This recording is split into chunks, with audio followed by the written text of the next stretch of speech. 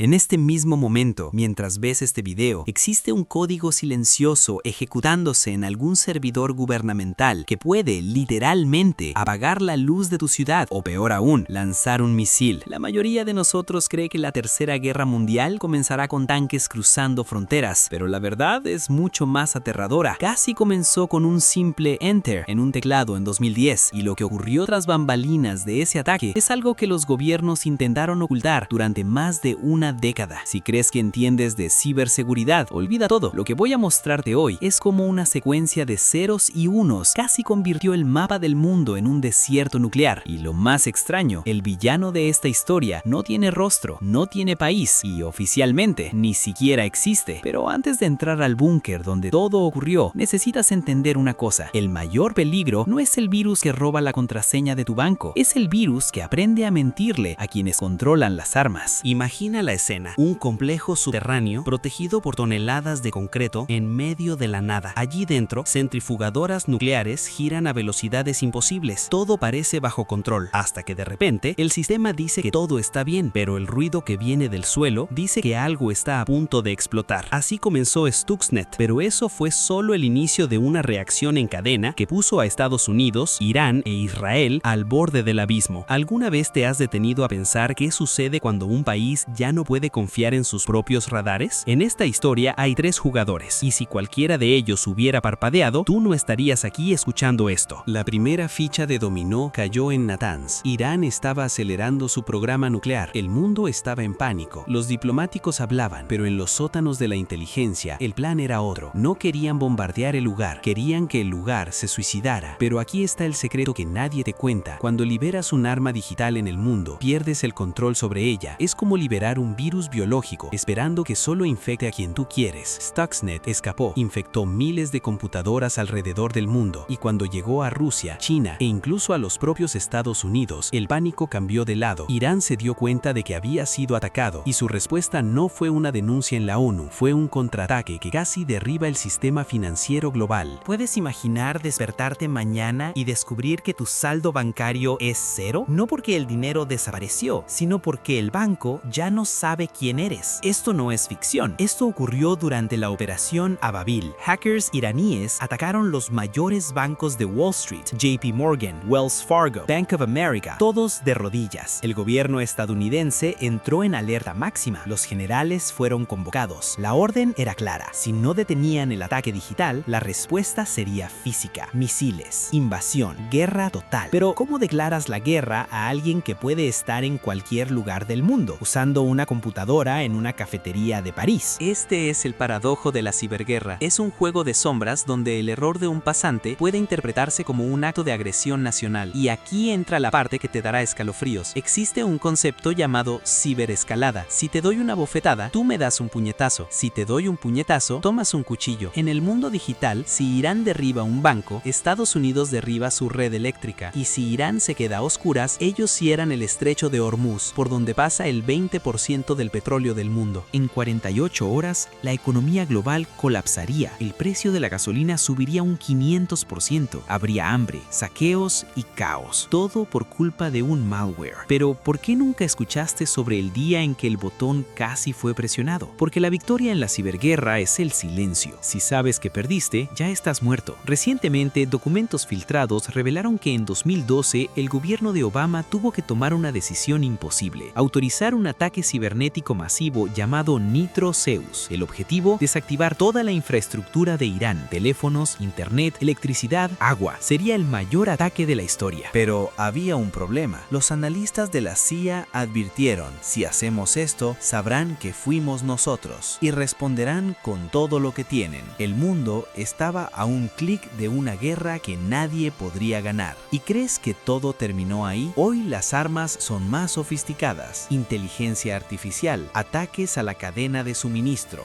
deepfakes capaces de simular órdenes presidenciales. El campo de batalla ahora es tu mente y el dispositivo que tienes en la mano. Pero el detalle más perturbador de esta historia no es lo que hicieron los hackers, es lo que dejaron atrás. ¿Sabías que el código de Stuxnet todavía está por ahí? Fue analizado por hackers de todo el mundo. Grupos terroristas, carteles y gobiernos autoritarios ahora tienen en sus manos el manual de cómo destruir destruir una infraestructura crítica. La puerta fue abierta y nadie sabe cómo cerrarla. La pregunta ya no es si volverá a ocurrir. La pregunta es, cuando llegue el próximo ataque, ¿tu país tendrá la madurez de no presionar el botón de represalia física? Porque en la guerra digital, el primero que dispara físicamente pierde la legitimidad, pero quien no dispara puede perder su propia existencia. Quédate conmigo hasta el final, porque voy a revelarte el Proyecto Pelícano. Es el plan secreto de continuidad que tienen los gobiernos en caso de que la Internet mundial sea apagada permanentemente. Y lo que hay dentro te hará querer comprar una radio de pilas hoy mismo. Imagina un mundo donde el GPS deja de funcionar, los aviones pierden la señal, los barcos chocan, el sistema logístico mundial se paraliza. Hemos creado una sociedad que depende de una red diseñada para ser abierta, no para ser segura. Estamos navegando en un transatlántico de cristal en un mar lleno de rocas. El ataque a Irán fue la advertencia. El ataque a Ucrania en 2015, que dejó sin electricidad a 230,000 personas en pleno invierno, fue la prueba. Lo que viene después es el evento principal. Y aquí está la revelación final sobre el Proyecto Pelícano. Si la guerra total comienza en el ciberespacio, la primera orden no es salvar la red, es cortar los cables submarinos. Sí, existen cables físicos en el fondo del océano que conectan los continentes. Si se cortan, la Internet muere. El mundo vuelve a los años 50 en segundos. ¿Parece terrible? Para los estrategas militares, es la única forma de detener el virus antes de que llegue a los sistemas de lanzamiento nuclear. La paz hoy no se mantiene con tratados, se mantiene con un frágil equilibrio de destrucción mutua asegurada digital.